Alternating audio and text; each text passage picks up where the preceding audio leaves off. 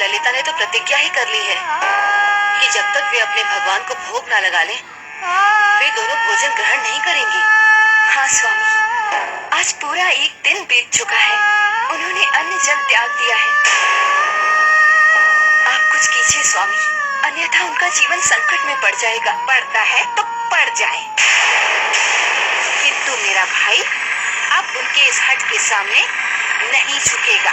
किंतु ननद जी, ये मत भूलो भाभी कि आज उन्हीं के कारण हमारा मान सम्मान दांव पर लगा है। हमारे भाई के दिए हुए वचन का प्रश्न सामने खड़ा है। हम अपने जीते जी इसे भंग ना होने देंगे। हम अपने भाई की मान मर्यादा पर आंच नहीं आने देंगे। तो क्या उनकी जान से ज्यादा आपके वचन की कीमत है? हाँ है, क्योंकि हम राज घराने के लोग हैं और हमारे राज परिवार की ये परंपरा रही है कि हम अपने वचन के लिए मर जाते हैं पर उसे टूटने नहीं देते। अतः आप दोनों अपनी भावना और ममता पर नियंत्रण रखिए और निश्चिंत रहिए, क्योंकि बहुत जल्द उन दोनों का ये हट टूट कर एक तिनके के समान बिखर जाने वाला है।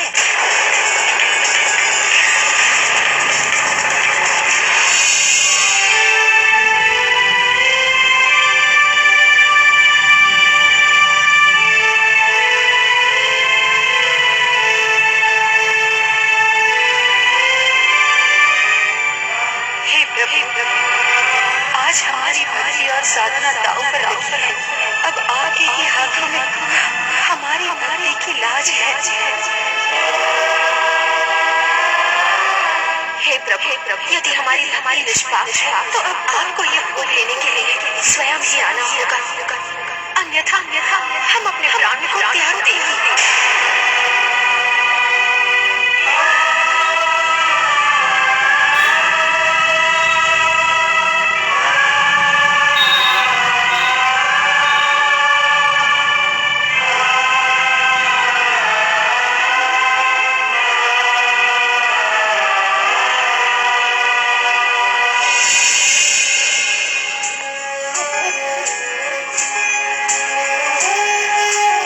लाजे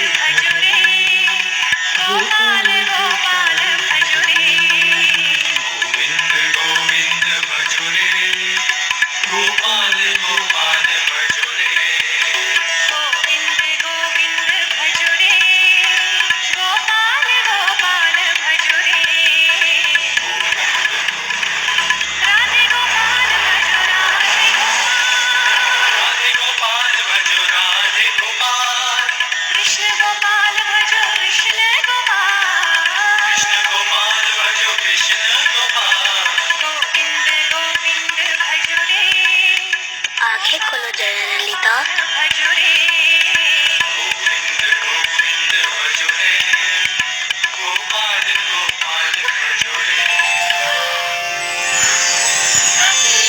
अरे प्रभु, आप आ गए प्रभु। धन्य है आप, हमारी भक्ति सफल हो गई प्रभु। भक्त की लाज बचाना तो हमारा परम कर्तव्य है। तो फिर हम अपना कर्तव्य कैसे भूल सकते थे? फिर चाहे हमारी भक्ति पर कोई लाख फेरे क्यों न लगाते, परंतु कोई भी पहरा, कोई भी बाधा हमारे भक्त के भक्ति की राह को नहीं रोक सकती। तुम दोनों की भक्ति निष्पाप और निस्वार्थ है, इसीलिए तो हम स्वयं ही चलकर तुम्हारे पास आए हैं।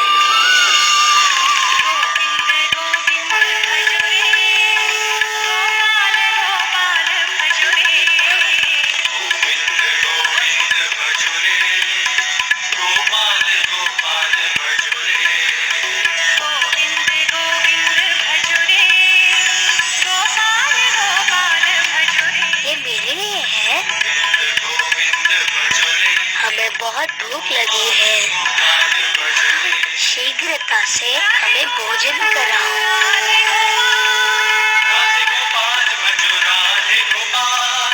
कृष्ण गोपाल भजो कृष्ण गोपाल, कृष्ण गोपाल भजो कृष्ण गोपाल, गोविंद गोविंद भजो रे, गोपाल गोपाल भजो रे,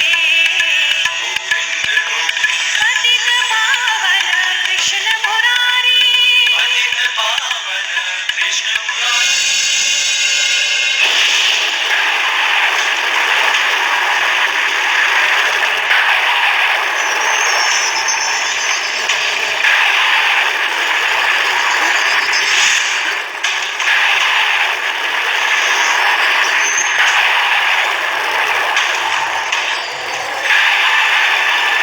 हे भगवान, ये बेमौसम इतना तेज तूफान कैसे आ गया?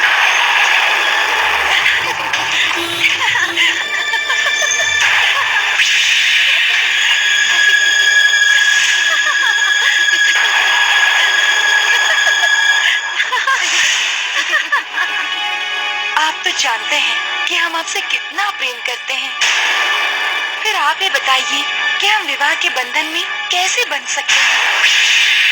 अब आप ही हमें कोई राह दिखाइए, क्योंकि हमने तो अपना सब कुछ आपको ही अर्पण कर दिया है। यदि फिर भी हमारे पिता ने हम पर यह विवाह थोपने का प्रयत्न किया, तो हम विष खाकर अपने प्राण त्याग देंगे। जरूर भैया को ये बात बतानी पड़ेगी। अनर्थ हो गया, हमारी दोनों बेटियां भक्ति के नाम पर छुपकर किसी से प्रेम कर रही हैं। क्या? ये आप क्या कह रही हैं बहन? वही जो अपने कानों से सुनकर आ रही हूँ।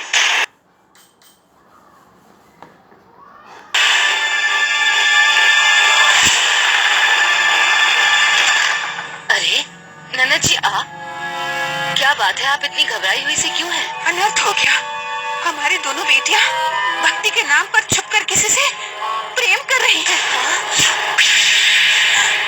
क्या? ये आप क्या कह रही हैं बहन? वही जो अपने कानों से सुनकर आ रही हूँ। विश्वास नहीं होता तो चलकर उनके कक्ष में देख लीजिए। इस वक्त वो दोनों उसी के साथ हैं। यदि ये बात आज सत्य साबित हुई, तो हम अपने हाथों से अपनी दोनों पुत्रियों की गर्दन अलग कर देंगे। चलिए।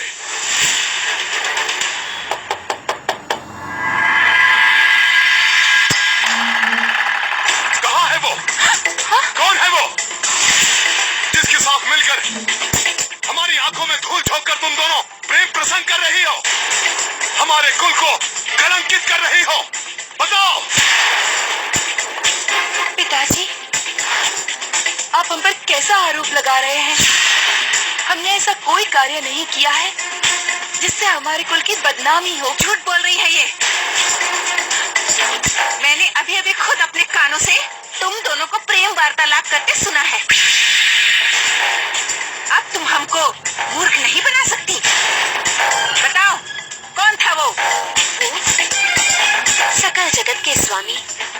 आराध्य श्री हरि थे। झूठ, झूठ की भी एक सीमा होती है।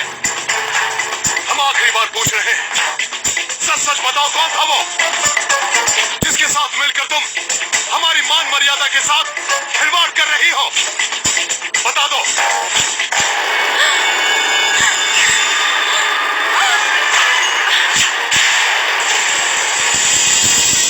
कौन है वहाँ? मंदिर की मूर्ति और यहाँ कौन लाया इस प्रतिमा को यहाँ? उत्तर दो। कोई नहीं। तो क्या ये स्वयं चलकर यहाँ आई है? आपने सही कहा बुआ जी। आपने तो हमारी भक्ति और पूजा पर प्रतिबंध लगा दिया था, परंतु आप इन्हें कैसे रोक पाती जो सकल जगत के स्वामी हैं? झूठ बोल रही हो तुम। ये क्यों नहीं कहती कि हमारी आंखों में धूल झोंकने के लिए तुम्हारा प्रेमी ही इसे यहाँ लेकर आया है? नहीं बुआ जी, ये सत्य नहीं है। आप हम पर विश्वास कीजिए। ये स्वयं ही यहाँ आए हैं और इतना ही नहीं, इन्होंने हमारे हाथ से ये भोजन भी ग्रहण किया है। अच्छा, इतना बड़ा चमत्कार। यदि ऐसा ही है तो आज हम सब की उपस्थिति में इन्हें ये दूध पिलाकर दिखाओ।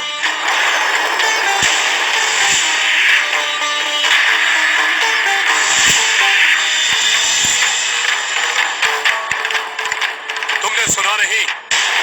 तुम्हारी बुआ ने क्या कहा?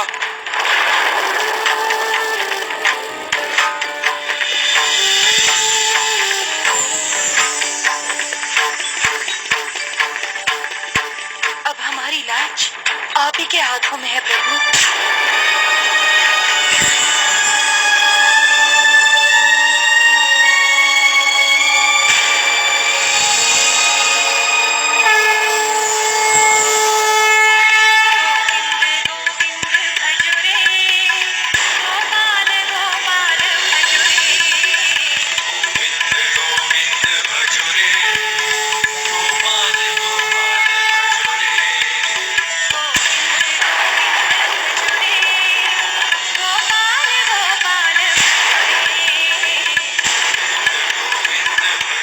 क्या अब भी आपको हमारी भक्ति पर विश्वास नहीं हुआ पिताजी?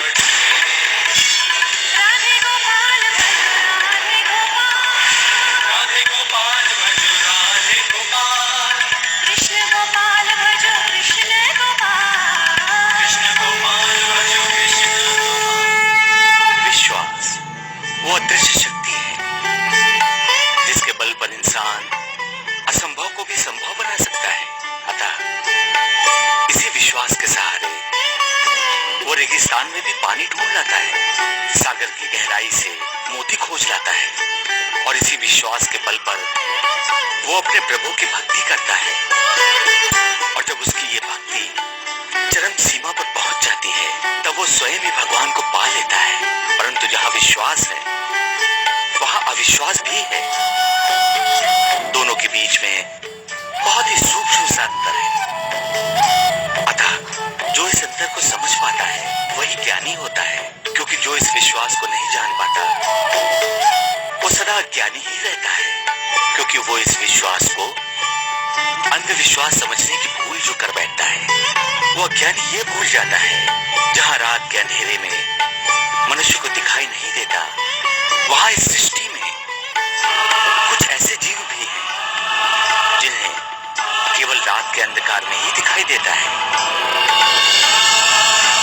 अतः सदैव स्मरण रहे, जो तुम्हारे लिए अंधकार है वो किसी और के लिए प्रकाश है, और जो तुम्हारे लिए प्रकाश है वो किसी और के लिए अंधकार है। परंतु जिसके मन में सदैव विश्वास की लौ जलती रहती है उसके मन में सदैव प्रकाश ही प्रकाश है।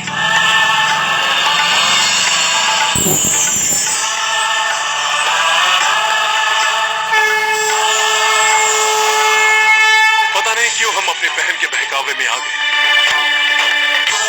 परंतु अब हमारे उस वचन का क्या होगा जो हमने दिया था? स्वामी, ये सब आप प्रभु के ऊपर छोड़